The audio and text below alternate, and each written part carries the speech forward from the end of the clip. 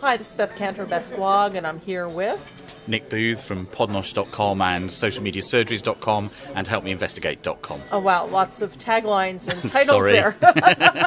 Okay, so we were just talking about the free agent concept in the US, and you came up with the UK equivalent.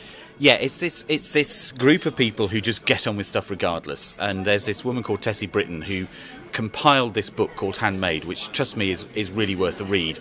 And she went out to a lot of people who are just doing things because it makes sense to them.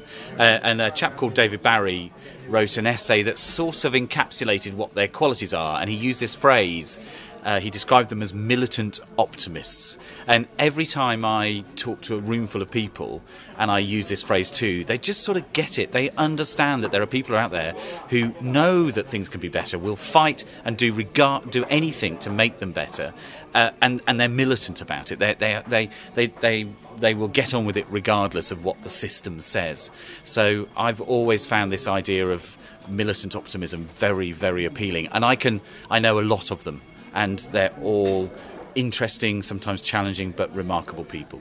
Great, thanks so much. So this is Steve Bridger, and while we were talking about this whole concept of free agents, you identified a free agent from within, and you called it?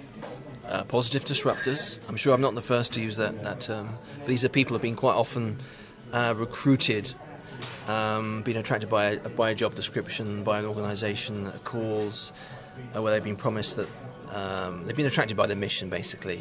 And 6 months in, they've been sucked into all the stuff, and they've begun to forget why it was they joined that organisation in the first place. Now, in many cases, after 12 months, those people leave and maybe start their own organisation.